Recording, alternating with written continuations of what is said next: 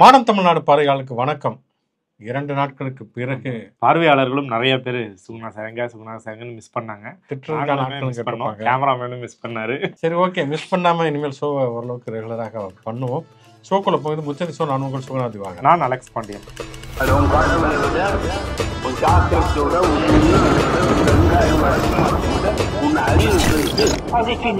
மே 7 இன்றைக்கு ராபர்ட் கால்டுவெல்லுடைய பிறந்த தினம். கால்டுவெல் தான் முதல்ல திராவிட மொழி குடும்பம் என்கிற கான்செப்டை முன்வைத்தார்.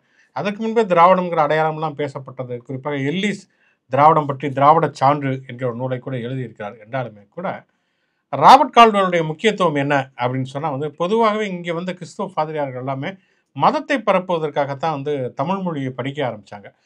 அவங்க தான் 2 மிக முக்கியமான விஷயங்களை செய்தார்கள். என்னன்னா ஒன்று, உரைநடை அப்படிங்கிற ஒரு வடிவத்தை தமிழுக்கு அறிமுகப்படுத்தி அதை செழுமைப்படுத்தினார்கள். ஏன்னா நம்ம இப்போ அதுக்கு முன்னால் இருந்த எல்லாமே செய்யுள் தான், எல்லாமே செய்யுள் வடிவத்தில் தான் இருக்கிறத நம்ம பார்க்குறோம். உரைநடை ப்ரோஸ் அப்படிங்கிற நடை அந்த வடிவமே நமக்கு மேற்கத்தியிலேருந்து வந்திருக்கக்கூடிய ஒரு எழுத்து வடிவம் தான். அதே மாதிரி பார்த்தோம்னு சொன்னால் புத்தகங்களை அச்சிடுவது, பரப்புவது அப்படிங்கிற விஷயத்தையுமே மேற்கத்திய நவீன நாகரிகத்தின் மூலமாகத்தான் குறிப்பாக கிறிஸ்துவ பாதிரியால் தான் இங்கே அறிமுகப்படுத்துனாங்க. ஏன் அது பண்ணாங்கன்னு சொன்னால் பைபிளை பரப்ப வேண்டும், கிறிஸ்துவ மதத்தை பரப்ப வேண்டும் அப்படிங்கிற அடிப்படையில் தான் அவங்க முதலாக தரங்கம்பாடியில் ஒரு அச்சகம் ஆரம்பிக்கப்பட்டு பைபிள் அச்சடிக்கப்பட்டு பரப்பப்படுகிறதுங்கிற தகவல்களை நம்ம பார்க்கிறோம். அப்படி நிறைய கிறிஸ்துவ பாதிரியார் தமிழை மதத்தை பரப்பதற்காக படிக்க ஆரம்பித்து அப்புறம் தமிழ் மொழியினுடைய அழகில் மயங்கி அவங்களே தமிழை நிறைய எழுத ஆரம்பித்தாங்க. பரமாத்ம குரு கதைகளை எழுதினவர் வீரமாமுனிவர். அதே மாதிரி ஜி போப் நான் ஒரு தமிழ் மாணவன் என்பதை பெருமை கொள்கிறேன் அப்படின்னு சொன்னார். அதே மாதிரி தான் கால்டுவெல் ஒரு பாதிரியாராக இருந்தாலுமே கூட சமஸ்கிருதம் தான் உயர்ந்த மொழி, தமிழ்ங்கிறது தாழ்ந்த மொழி, சமஸ்கிருதத்தின் துணை இல்லாமல் தமிழ் மொழி தனித்து இயங்கவே முடியாது அப்படிங்கலாம் உடச்சி நொறுக்கிறது மாதிரி தமிழ், மலையாளம், கன்னடம், தெலுங்கு, துளு இந்த மொழிகளுக்குள்ள இருக்கக்கூடிய இலக்கணங்களை ஒப்பிட்டு ஆராய்ந்து திராவிட மொழிகளின் ஒப்புலக்கணம் என்கிற ஒரு நூலை மிக முக்கியமான ஒரு நூலை அவர் எழுதினார். அதில் தான் திராவிட மொழி குடும்பம்ங்கிறது ஒரு தனிச்சிறப்பு வாய்ந்த ஒன்று அப்படிங்கிறதையுமே அவர் விளக்கினார். சமஸ்கிருதத்தின் துணையே இல்லாமல் தமிழ் மொழியால் தனித்து இயங்க முடியும் அப்படிங்கிறத அவர் நிரூபித்தார். தஞ்சாவூர்லேருந்து திருநெல்வேலி வரைக்கும் நடைபயணமாகவே வந்தார். அங்கே பல்வேறு வட்டார வழக்கில் பேசக்கூடிய மொழி மக்களிடம் பேசி அந்த வட்டார வழக்கு சொற்களெல்லாம் அடிப்படையாக கொண்டு தமிழ் மொழி ஆதாரபூர்வமான வேர் சொற்கள்லாம் போய் மிக முக்கியமான ஒரு நூலை எழுதினார். இது மட்டுமல்லாமல் திருநெல்வேலி சரித்திரம் என்கிற மிக முக்கியமான புத்தகத்தையுமே அவர் எழுதியிருக்கார். சனாதன தர்மத்தை விமர்சித்து ஒரு புத்தகத்தை கால்டுவெல் எழுதியிருக்கிறார். ஒடுக்கப்பட்ட சமூகத்தைச் சேர்ந்த பெண்கள் படிக்க வேண்டும் என்பதற்காக கல்வி கூடங்களை நிறுவியரும் கூட கால்டுவெல். அப்படிப்பட்ட கால்டுவெல்லுடைய பிறந்த தினம். கால்டுவெல்லை நம்ம போட்டுவோம். இந்த நாளுக்கு இன்னொரு மிக முக்கியமான ஒரு முக்கியத்துவம் இருக்கிறது. என்ன அப்படின்னா இந்த கால்டுவெல் திராவிட மொழி குடும்பம் அப்படிங்கிற ஒரு அடையாளத்தை ஆரம்பித்தாரோ அந்த திராவிட அடையாளத்துடைய ஒரு தொடர்ச்சியாக இருக்கக்கூடிய திமுக என்கிற இயக்கம் 75 வருடம் ஆயிடுச்சு. அந்த கட்சியினுடைய ஆட்சி 4ஆம் ஆண்டு காலம் முடிந்து 5ஆம் ஆண்டு காலத்தை நோக்கி அடியெடுத்து வைப்பதை நம்ம பார்க்குறோம். ஓகே, 4 வருஷம் முடிஞ்சு 5 வருஷம், இன்னும் அடுத்த வருஷம்லாம் இந்நேரம் எல்லாமே எலெக்ஷன் பிரச்சாரம், பெரியோர்களே தாய்மார்களே அப்படின்னு சொல்லி கிளம்பியிருப்பாங்க. யார் எந்த கூட்டணியில் இருப்பாங்கிறதுலாம் உறுதிப்படுத்தப்பட்டு பிரச்சாரங்கள் ஆரம்பிக்கப்பட்டிருக்கும். அப்போ இந்த ஓராண்டு காலம் என்பது என்ன அப்படின்னு பார்த்தோம்னா கிட்டத்தட்ட ஒரு 6 மாத காலம் வரைக்குமே ஒரு தீவிரமாக திமுக கவர்மெண்ட் செயல்பட ஆரம்பிக்கும். அதுக்கப்புறம் எலெக்ஷன் ஃபீவர் வந்துடும். தேர்தல் அறிவிப்பு வந்ததுன்னா முழுக்கவே அரசனுடைய நடவடிக்கைகள் மேற்கொள்ள முடியாத ஒரு சூழல் இருக்கும். அப்போ கிட்டத்தட்ட இந்த 4 ஆண்டு கால ஆட்சியும் இன்னும் ஒரு 6 மாத கால ஆட்சியுடைய நடவடிக்கைகள் மட்டும்தான் அடுத்த தேர்தலையே தீர்மானிக்க போகுது. அப்படிங்கிறப்ப இந்த 4 ஆண்டு கால ஆட்சி அடுத்து வரக்கூடிய 5 ஆண்டு கால ஆட்சியினுடைய ப்ளஸ் மைனஸ் என்ன அப்படின்னு நம்ம எதிர்பார்த்தோம்னு சொன்னால், கலைஞர் இறந்து விட்டார், ஜெயலலிதா இறந்துட்டாங்க. அப்படிங்கிறப்ப தமிழ்நாடு அரசியலில் ஒரு மிகப்பெரிய வெற்றிடம் உருவாகி விட்டது. இனிமேல் திமுக அதிமுக கட்சி பெரும்பான்மையெல்லாம் பிடிக்க முடியாது அப்படிங்கிற ஒரு டாக் ரொம்ப இருந்தது.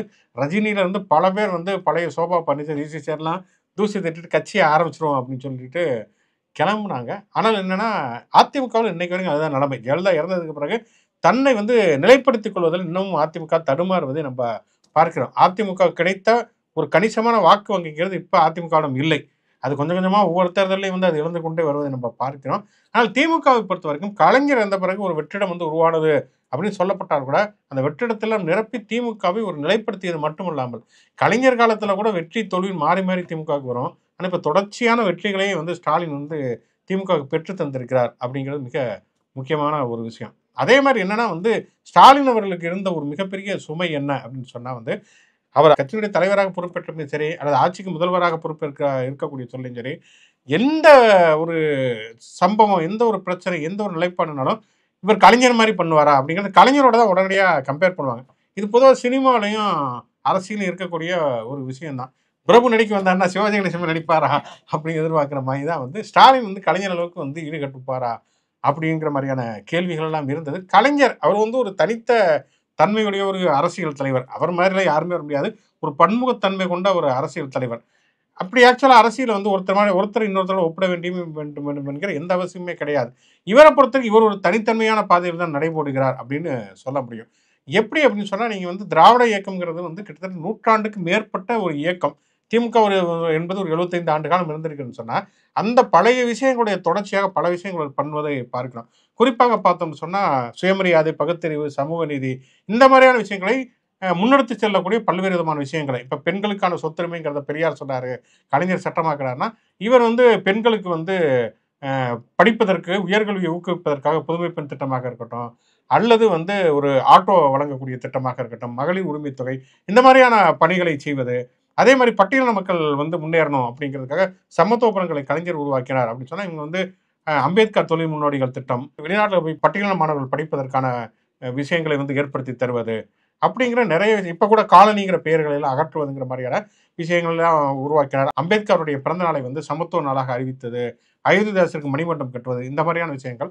அதே மாதிரி கலைஞருடைய காலகட்டத்தில் திமுக மிக முக்கியமான ஒரு நகர்வை முன்னெடுத்தது. என்ன, வெறுமனே ஒரு எலெக்ஷன் பாலிடிக்ஸ், ஓட் பாலிடிக்ஸுங்கிறத தாண்டி இவங்க ஓட்டு போறதுனால எந்த பெருசாக எதுவும் நடக்க போறதில்லை. ஆனால் இந்த தேர்தல் அரசியல், வாக்கு அரசியலுக்கு அப்பாற்பட்டு சமூகத்தால் கவனிக்கப்படாத, புறக்கணிக்கப்பட்ட மக்களுடைய நலன்களில் கவனம் செலுத்துவது இது கலைஞர் முதல் ஆட்சி காலத்திலே நடக்க ஆரம்பிச்சிச்சு.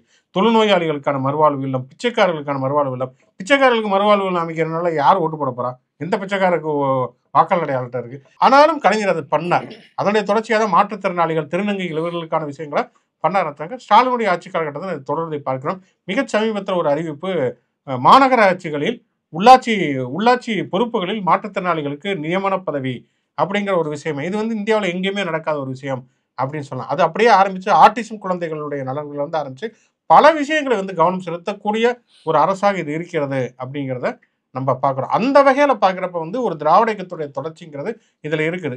அதை தாண்டி தமிழ்நாடு முதல்வர் ஸ்டாலினுடைய மிக முக்கியமான பங்களிப்பு அப்படின்னு பார்த்தா, முதல்ல ஒன்று சொன்ன மாதிரி திமுகங்கிற கட்சியை ரொம்ப பலமாக்கி அந்த கூட்டணி ரொம்ப வலிமையான கூட்டணியை தொடர்ச்சியாக கொண்டு போவதாக இருக்கட்டும். திமுகங்கிறது ஒரு தமிழ்நாட்டில் இயங்கக்கூடிய ஒரு கட்சியாக இருந்தால் கூட இன்னைக்கு இந்திய அரசினுடைய திசைகளை தீர்மானிக்கக்கூடிய ஒரு கட்சியாகவும் அது இருக்குது.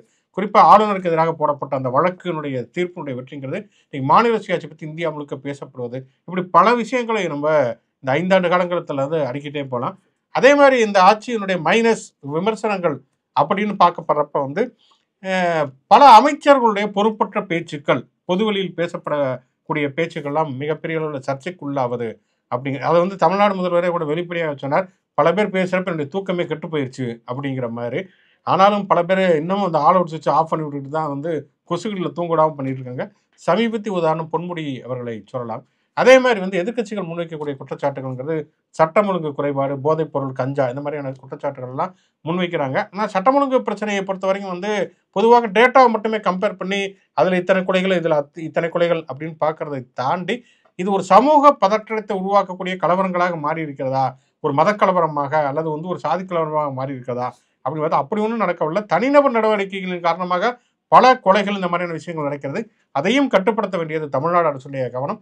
அந்த வகையில் அந்த விமர்சனங்களை ஏற்றுக்கொண்டு அதை சரி செய்ய வேண்டிய ஒரு அவசியம் இருக்கிறது.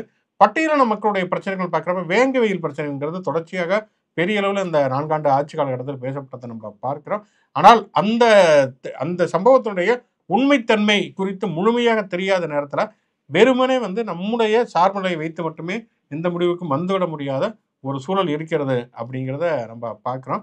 ஒரு பக்கம் பார்த்தோம்னு சொன்னால் நிறைய வெல்ஃபேர் ஸ்கீம்ங்கிறது இந்த அரசு தொடர்ச்சியாக மேற்கொண்டு வருவதை பார்க்கிறோம்.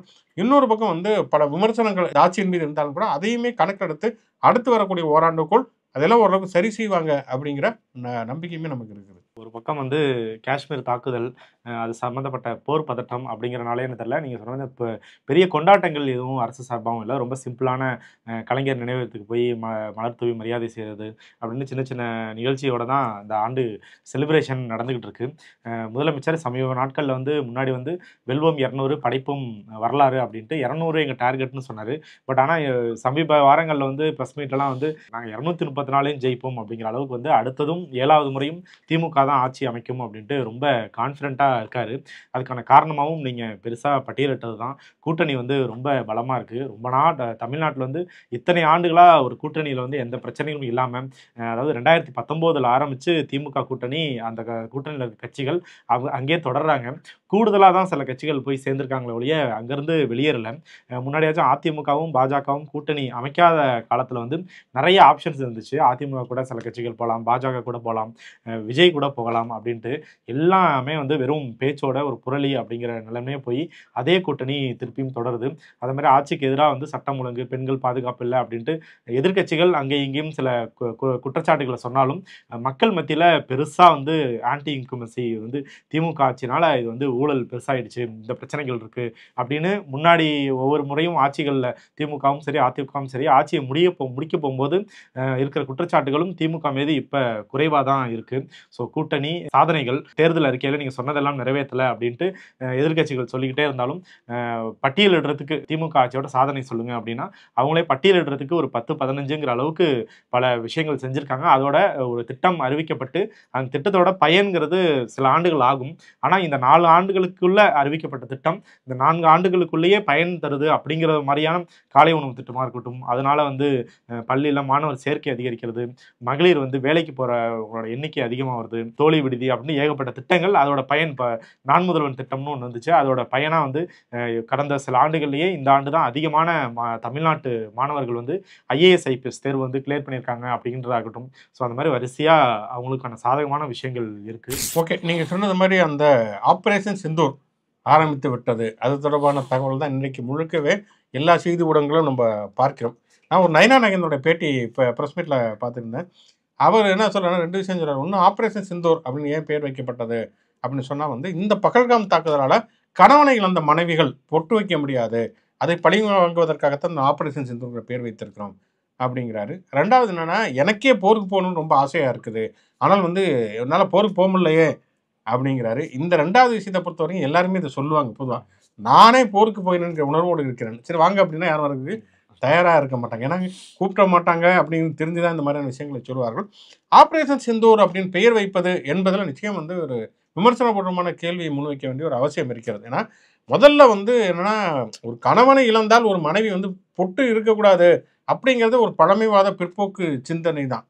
அதுவுமே வந்து அது ஒரு இந்து மதத்துக்குள்ளே இருக்கக்கூடிய ஒரு நம்பிக்கை தானே தவிர, இதை வந்து ஒரு இந்தியாவினுடைய ஒரு போர் நடவடிக்கைக்கு இப்படி ஒரு பேரை வைக்கிறது அப்படிங்கிறது ஏற்றுக்கொள்ளத்தக்கது தானா அப்படிங்கிற கேள்வி இருக்கிறது. ஏன்னா எப்பயுமே போருங்கிறது பார்த்தீங்கன்னா இது வந்து ஒரு ஆண்மை சார்ந்த அடையாளங்களோட எப்பயுமே முன்வைக்கப்படும். ஒரு முறை சுஷ்மா ஸ்வராஜ் இப்படி தான் வந்து பாகிஸ்தான் பிரதமராக இருந்த நவாஸ் ஷெரீஃபுக்கு நாங்கள் வளையல்கள்லாம் அனுப்பி வைப்போம் அப்படிலாம் சொன்னாங்க. அதே மாதிரி சோனியா காந்தி எல்லாம் பிரதமர் ஆகிட்டாங்க, நான் பொட்டே வைக்க மாட்டேன்லாம் சொன்னாங்க.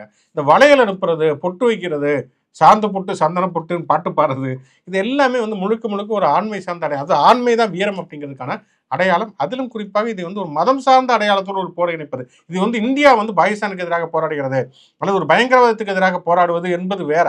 ஆனால் இந்து மதம் ஆண் அடையாளங்களோட இந்த போரை நீங்கள் நடத்துனீங்கன்னா அதுக்கான வேற ஒரு அர்த்தம் வந்து வந்துவிடுவதற்கான வாய்ப்புகள் நிறைய இருக்கிறது அப்படிங்கிறத நம்ம பார்க்க வேண்டிய ஒரு அவசியம் இருக்கிறது. நம்ம வந்து இதுக்காக வந்து இந்திய ராணுவம் செய்கிறது தப்பு அல்லது மத்திய அரசு செய்கிறது தப்பு அப்படின்னு நம்ம அப்படியான ஒரு நிலைப்பாடுக்கு நம்ம போகலாம். ஆனால் அதே நேரத்தில் இதை வந்து ஒரு ஒரு மதம் சார்ந்த ஒரு ஆண் சார்ந்த அடையாளங்களோட இந்த போரை நடத்துவது, அதன் மூலமாக அரசியல் ஆதாயம் தேடுவதற்கு முயற்சித்தால் அது உண்மையிலேயே வந்து அது ஒரு தேசத்துக்கு எதிரானதாகத்தான் இருக்கும்.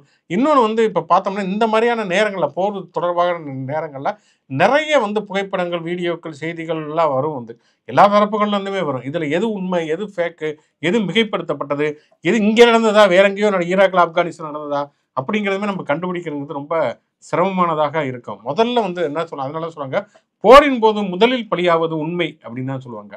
மனிதர்கள் சாகிறார்கள் அல்லது கால்நடைகள் சாகிறத தாண்டி உண்மை என்பதான் முதலில் கொல்லப்படும் அப்படின்னு சொல்லுவாங்க. அடிப்படையில் போர் என்பது வந்து பொதுவாக தவிர்க்கப்பட வேண்டிய ஒன்று தான். அது வந்து ஒரு பேச்சுவார்த்தையின் மூலமாகத்தான் எந்த ஒரு பிரச்சனையுமே தீர்க்கப்பட வேண்டும். பேச்சுவார்த்தை மூலம் தீர்க்கப்பட முடியவில்லை என்று சொன்னதான் போருங்கிற ஒரு கட்டத்துக்கு போகணும். ஏன்னா அடிப்படையில் அதில் வந்து முதலில் பாதிக்கப்படுபவர்கள் வந்து மிக எளிய அடித்தட்டு மக்கள், பெண்கள், குழந்தைகள், முதியவர்கள், மாற்றுத்திறனாளிகள். டக்குனு ஒரு போர் நடவடிக்கை நடக்கிறப்போ ஒரு நகரத்தை விட்டு இன்னொரு நகரத்துக்கு இடம்பெயர்ந்து செல்ல முடியாதவர்களாக இருப்பவர்கள், எல்லைப்புறத்தில் வசிப்பவர்கள், அதையெல்லாம் தாண்டி வந்து இப்போ நம்மை மாதிரியான மக்களுக்கு வந்து பொருளாதார ரீதியாகவும் எக்கச்சக்கமான சேதங்கள் ஏற்படுவதற்கான வாய்ப்புகளுமே நிறைய இருக்கிறது அப்படிங்கிறத நம்ம பார்க்குறோம். அதனால தேசபக்திக்காக பெயர் விடுவதெல்லாம் ஒரு பக்கம் இருந்தாலுமே கூட போரினுடைய யதார்த்தம் என்ன என்பது நாம் தெரிந்து கொள்ள வேண்டிய ஒரு அவசியம் இருக்கிறது அப்படிங்கிறது சேர்த்து தான் நம்ம இந்த பிரச்சனையை நம்ம பார்க்க வேண்டிய ஒரு அவசியம் இருக்கிறது. இன்னைக்கு அதிகாலை ஒரு மணி போல இது மாதிரி பாகிஸ்தான் ஆக்கிரமிப்பு காஷ்மீர்ல வந்து தாக்குதல் நடத்தினோம் அப்படின்னு சொல்லிட்டு இந்திய ராணுவம் காலையில பிரஸ் மீட் கொடுத்துருக்கு. கிட்டத்தட்ட 9 இடங்கள்ல எல்லாமே தீவிரவாதிகள், பாகிஸ்தான் ஆதரவோட தீவிரவாதிகளோட குடியிருப்புகளை தான் தாக்கியிருக்கோம். கிட்டத்தட்ட அவங்க ஒரு நம்பர் சொல்றாங்க, 25ல இருந்து 30 வரைக்கும் தீவிரவாதிகள் இறந்துட்டாங்க. ஜெய்ஷ்-இ முகமது அமைப்பு அப்படின்னு 3 அமைப்புகளோட பேரை சொல்றாங்க. அதுல முக்கியமா வந்து ராணுவத்துல இருந்து சொல்றதே என்னன்னாக்க, இந்த காஷ்மீர் தாக்குதலுக்கு வந்து ரெசிஸ்டன்ஸ் ஃப்ரண்ட் அப்படின்ற ஒரு அமைப்பு தான் வந்து பொறுப்பேற்றிருந்தாங்க. அந்த அமைப்புக்கு வந்து பின்னால் இருந்து செயல்படுறது லஷ்கர்-இ-தொய்பா தான். ஸோ அவங்க தான் மெயின் குற்றவாளிகள் அப்படின்னு சொல்லி காரணங்கள் எல்லாம் அடுக்கி இந்த இவங்க தாக்குதல் நடத்ததும் நேரடியாக பாகிஸ்தான் நிலப்பரப்புக்குள்ள கிடையாது. இந்தியாவிலே வந்து, அதாவது காஷ்மீர் பிரச்சனை ஆரம்பிச்சதே வந்து இப்போ இந்தியாவோட மேப்புன்னு சொல்லி கூகுளில் பார்த்தா 2 விதமான மேப் நமக்கு கிடைக்கும். மேலே 2 கொம்போடு இருக்கிற முழுமையான மேப் ஒன்று, அந்த 2 கொம்பு வந்து கட்டாகி இருக்கிற மேப்பு. ஸோ அது வந்து 1947 இந்தியா சுதந்திரம் அடைஞ்ச சில மாதங்கள்லேயே வந்து இந்தியாவோட மேற்கு காஷ்மீர் பகுதியை வந்து பாகிஸ்தான் வந்து ஆக்கிரமிச்சு வச்சிருச்சு. இத்தனை ஆண்டுகளும் அது அவங்க ஆக்கிரமிப்புல தான் இருக்கு. ஸோ நம்ம இந்திய அரசு நீ காலையில் குறிப்பிடும் போதே POK அப்படி வந்து பாகிஸ்தான் ஆக்குபைடு காஷ்மீர் அப்படின்னு தான் சொல்லுவாங்க. அந்த பகுதியில் தான் தீவிரவாத கூடாரங்கள் இருந்துச்சு. அதை வந்து தாக்கியிருக்கோம், நாங்கள் தாக்கி ஆரம்பிச்சிருக்கோம். ஆனால் வந்து குடிமக்கள், பாகிஸ்தான் குடிமக்கள் யாரும் கொல்லப்படலை அப்படின்னு சொல்லியிருக்காங்க. பட் ஆனால் ராணுவம் வந்து ஒரு வீடியோ வெளியிட்டிருக்கு. அதாவது ஒரு ஏவுகணை பாம் வந்து போடுறாங்க அந்த இடத்துல. பட் அது வந்து பார்க்கறதுக்கு அது ஒரு குடியிருப்பு மாதிரி தான் இருக்குது. நிறைய வீடுகள் இருக்குது, தெருக்கள் இருக்குது, அங்கே போய் விழுந்து வெடிக்குது அப்படின்னு நீங்கள் சொன்ன மாதிரி ஏகப்பட்ட வீடியோஸ் வருது, ஆடியோஸ் வருது. இது வந்து அந்த தாக்குதல் நடந்த பகுதியிலேருந்து ஒருத்தர் பேசுகிற மாதிரிலாம் பேசுகிறாரு. இவங்க அரசாங்கம் சார்பாக ஒரு வீடியோ வருது, எல்லா சேனல்லையும் ஒரு வீடியோ போடுறாங்க அப்படின்ட்டு. இப்போ போர் பதட்டம்னு சொல்லி ஒரு வாரம் ஓட்டினாங்க. இன்னைக்கு ஒரு வழியாக அதுக்கான ஆரம்பிப்பு. அதாவது காலையில் இந்த மாதிரி தாக்குதல் நடந்துருச்சுன்னு சொன்னோன்னே தமிழ்நாடு முதலமைச்சர்லேருந்து விஜயில் ஆரம்பித்து, ரஜினியில் ஆரம்பித்து, ராகுல் காந்தியிலேருந்து எல்லாருமே வேறு ஆப்ஷனே இல்லாமல் இந்திய ராணுவத்துக்கு சல்யூட், இந்திய ராணுவத்துக்கு துணை நிற்கிறோம், இந்திய அரசாங்கத்திற்கு ஒத்துழைப்பு கொடுக்கிறோங்கிற ஸ்டாண்டுக்கு வந்துட்டாங்க. பட் ஆனால் நம்ம வந்து பிகினிங்லேருந்து பேசுனது அதுதான். இப்போ காஷ்மீர் தாக்குதலுக்கு யார் உண்மையான காரணம், வந்த தீவிரவாதிகள் 3 பேர் யார், அவங்க வந்து எந்த அமைப்பு, அவங்கள அடையாளம் கண்டுபிடிச்சாச்சா, அவங்க எங்கே இருக்காங்க, நிஜமாலே இப்போ கொல்லப்பட்டவங்க, தாக்குதல் நடத்தப்பட்டவங்க, பாதிக்கப்பட்டவங்க எல்லாமே அந்த தாக்குதலுக்கு காரணமானவங்களா அப்படிங்கிற எந்த முடிவுமே எந்த விடையுமே தெளிவாக இல்லை. பட் ஆனால் அரசாங்கம் ஒரு போரை நடத்தி இந்தியாவை வந்து இந்தியா பாகிஸ்தான் போருக்கு பிள்ளையார் சொல்லி இன்னைக்கு காலையில் போட்டாங்க. இன்னொன்று, இந்த பாதுகாப்பு குறைபாடுகளுக்கு யார் பொறுப்பேற்பது அப்படிங்கிற கேள்வியுமே இருக்கிறது. ஏன்னா வந்து நீங்கள் சொன்ன மாதிரி லஷ்கர்-இ-தொய்பா, ஜெய்ஷ்-இ-முகமது மாதிரியான அமைப்புகள் பாராளுமன்ற அட்டாக்கு நடந்த வாஜ்பாய் காலகட்டத்தில் அது நடந்தது, அதுக்குமே அவங்க தான் காரணம் அப்படிலாம் சொல்கிறாங்க. அப்போ வந்து வாஜ்பாய் காலகட்டத்தில் இருந்தே பாராளுமன்ற தாக்குதல், இப்போ மோடியினுடைய ஆட்சி காலகட்டத்தில் ஒரு பாராளுமன்ற தாக்குதலை பார்க்குறோம். அது வந்து சாதாரண இளைஞர்கள் இந்த கலர்பொடிகளை தூவுனாங்களே இருக்கட்டும், அல்லது புல்வாமா தாக்குதல், உரி தாக்குதல் என்று சொல்லி தொடர்ச்சியாகவே இப்படியான தாக்குதல்கள் நடப்பதற்கும், இராணுவ வீரர்கள் வந்து கால்நடையாக புல்வாமாவில் நடந்து போய் அந்த தாக்குதலுக்கு பலியானதற்கும் இந்த பாதுகாப்பு குறைபாடுகளுக்கு யார் பொறுப்பேற்பது அப்படிங்கிற கேள்வி இருக்குது. ஏன்னா வந்து இந்த போர் நடத்துறதுனாலே வந்து ஒரு பிரதமரையும் உள்துறை அமைச்சரையும் ஒரு ஹீரோவாக சித்தரித்து அந்த நிர்வாக தோல்விகளை மறைக்க பார்ப்பது அப்படிங்கிறது பொருத்தமானது கிடையாது. உடனடியாக பிரதமர், உள்துறை அமைச்சர், குடியரசுத் தலைவருக்கு பாதுகாப்பு அதிகரிச்சுட்டாங்க. அது வந்து நம்மளால் புரிந்து கொள்ள முடியாது. கண்டிப்பாக அந்த பாதுகாப்பெல்லாம் அதிகரிக்கப்பட வேண்டியதான். அதே நேரத்தில் மக்களுடைய பாதுகாப்பு என்பதும் மிக மிக முக்கியமான ஒரு விஷயம்.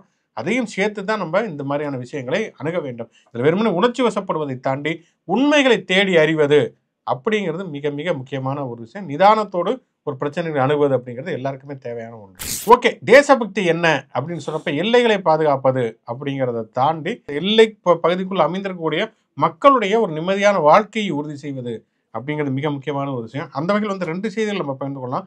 ஒன்று, கர்நாடக பாஜக அரசியல் வந்து அமைச்சராக இருந்த ஜனார்த்தனன் ரெட்டி சகோதரர்கள் அப்படின்னு சொல்லுவாங்க.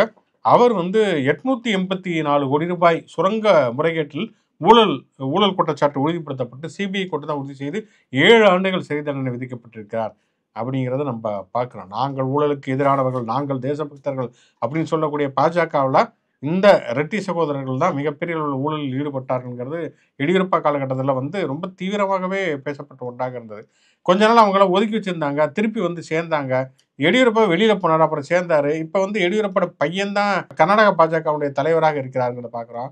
எந்த அரசு கான்ட்ராக்டா இருந்தாலும் 40% கமிஷன் தந்தே ஆகணும் அப்படிங்கிறத பல தொழில் நிறுவனங்கள் சொன்னது அப்படிங்கிறதெல்லாம் நம்ம பார்க்கக்கூடிய ஒரு சூழல்ல தான் பாஜகவை சேர்ந்த ஒரு முன்னாள் அமைச்சர் 7 ஆண்டுகள் வந்து குற்றச்சாட்டு உறுதி செய்யப்பட்டிருக்கிறத நம்ம பார்க்கலாம். இங்கே செந்தில் பாலாஜி இன்னும் குற்றச்சாட்டை உறுதிப்படுத்தப்படல.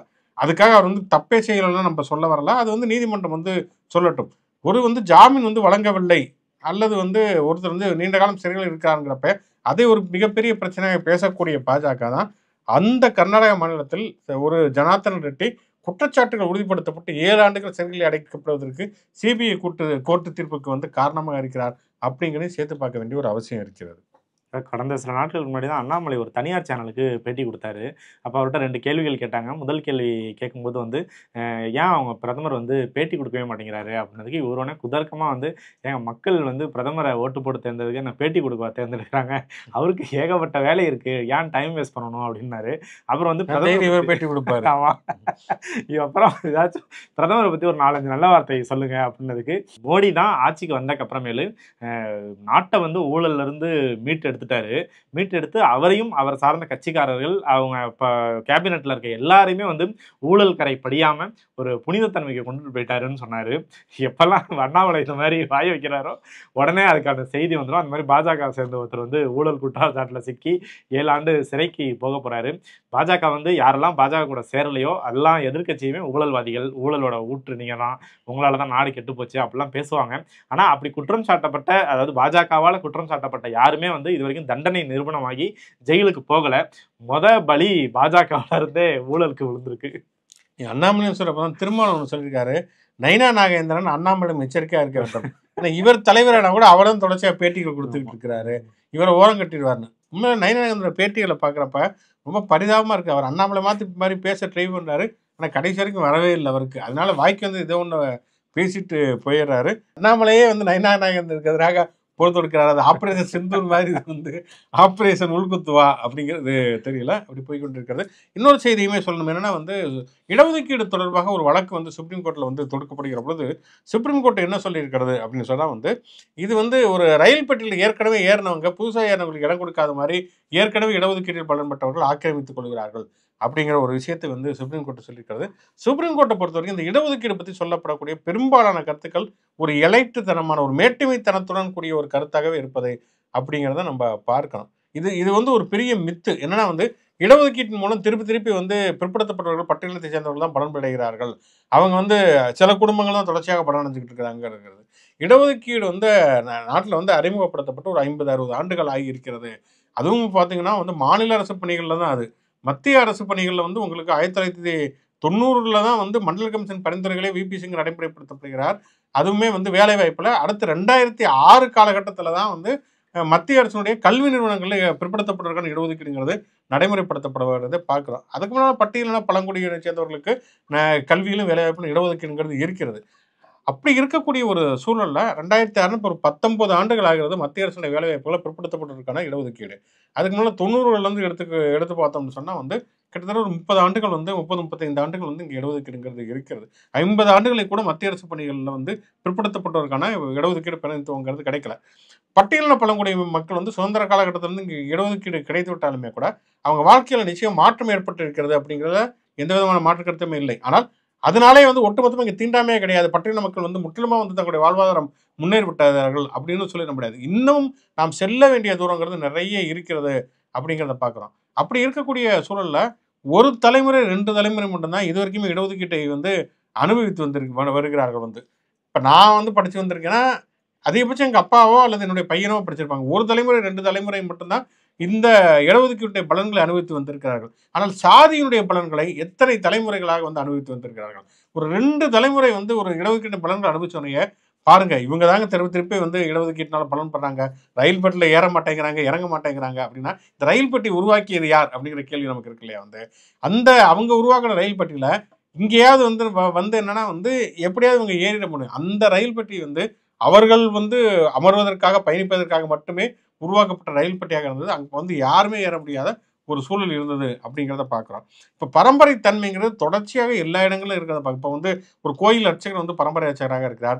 நீதிபதிகளில் கூட வந்து பரம்பரை அப்பா பையன்லாம் வந்து நீதிபதிகளாக இருக்கக்கூடிய ஒரு விஷயத்தை, இப்போ உதாரணத்துக்கு நாரிமன் பார்த்தீங்கன்னா, பாலி நாரிமன்னா அவரோட அப்பா அவருடைய பையன் எல்லாருமே வந்து இதில் வந்து நீதிபதிகளாக இருப்பதை நம்ம உச்சநீதிமன்ற நீதிபதிகள் வரைக்கும் கூட இருக்கிறத பார்க்குறோம். இப்போ நீதிபதிகள் மீண்டும் மீண்டும் வந்து ஒரு பதவிக்கு வந்து ஒரு குடும்பத்திலிருந்து வருவதெல்லாம் கேள்விக்குள்ளாக்கப்படுவது கிடையாது. ஆனால் இடஒதுக்கீட்டுனால யாராவது ஒரு 2 தலைமுறை வந்து பயனடைஞ்சிட்டாங்கன்னா, ஐயோ! இவங்க தாங்க மறுபடியும் ஆக்கிரமிச்சுக்கிட்டு இருக்கிறாங்க. உடனே கிரிமி லேயர கொண்டு வா. உடனே இத வந்து கட் பண்ணு. 50% மேல போகக்கூடாது. இந்த மாதிரியான விஷயங்களை வந்து நீதிமன்றம் ஏன் வந்து இந்த மாதிரியான கருத்துக்கள் நீதிபதிகள் வந்து பிரதிபலிக்கிறார்கள்னா, நீதித்துறையில இடஒதுக்கீடு கிடையாது. குறிப்பா வந்து உச்சநீதிமன்றம், உயர்நீதிமன்றத்தில. எல்லாமே வந்து ஒரு எலட்டுத்தனமான ஒரு மேட்டுக்குடி சமூகத்திலிருந்து வந்தவர்களுக்கு இடஒதுக்கீட்டின் மூலம் பலன்பட்ட எல்லாருமே ஒரு ஏளன பார்வை பார்க்கக்கூடிய ஒரு மனநிலை தான் இருக்கிறது. அந்த மனநிலையில் தான் இந்த மாதிரியான கருத்துக்கள் வந்து வருகிறது அப்படின்னு தான் நம்மளால புரிந்து கொள்ள முடிகிறது. ஓகே, நிறைய விஷயங்கள் நம்ம இன்னைக்கு பேசிவிட்டோம். இறுதியாக ஒரு செய்தி, ஒரு விளையாட்டு செய்தின்னு சொல்லலாம். விஜயும் பிரகாஷ்ராஜும் வந்து கிட்டத்தட்ட பல படங்களில் சேர்ந்து நடித்திருக்கிறார்கள்.